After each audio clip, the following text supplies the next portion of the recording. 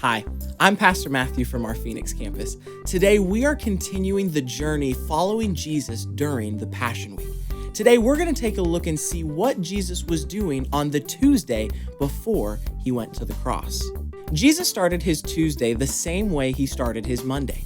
He took a 2-mile walk from Bethany to Jerusalem with his disciples. Now, yesterday, we saw that Jesus stopped at a fig tree that had no fruit and spoke to it. He said to the tree, "People will never eat fruit from you again." Well, Jesus and his disciples came back to that same fig tree on Tuesday, and it had completely withered away.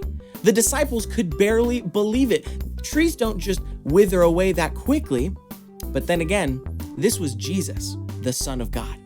Jesus in that moment displayed his power, which should have given some encouragement to his disciples about who Jesus was. The group headed into Jerusalem just as they did on Monday. They went to the temple, and just like Jesus usually did, he began to speak and teach the people there. He used a number of stories to show that God had chosen the nation of Israel to carry an important message, a message of good news. But even when God was leading the way, many people had rejected what God was doing. Jesus wanted the people to trust God and his plan. But then the religious leaders started to try and stump Jesus with questions and try to get him to say something wrong. But just like always, the religious leaders failed. Jesus was wise, and he reminded people about the heart of God. Jesus wanted the religious leaders and the people to follow and trust what God was doing, and not to be like these religious leaders who only tried to obey God just so people could see them do it.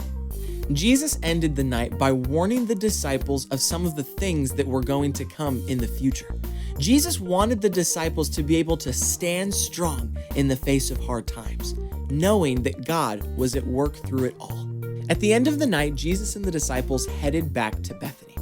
You know, when we look at the theme of what Jesus taught on this Tuesday of Passion Week, we can see that the theme was that God has a plan, and that we are invited to trust God in that plan, even if we don't understand, even if we might be scared, even when things don't make sense.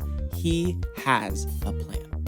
My challenge for you guys this week is that as we go through learning about Jesus and his example set for us in Passion Week, that we can take hold of his teachings and trust in God's plan, even when things might be scary and uncertain in these times.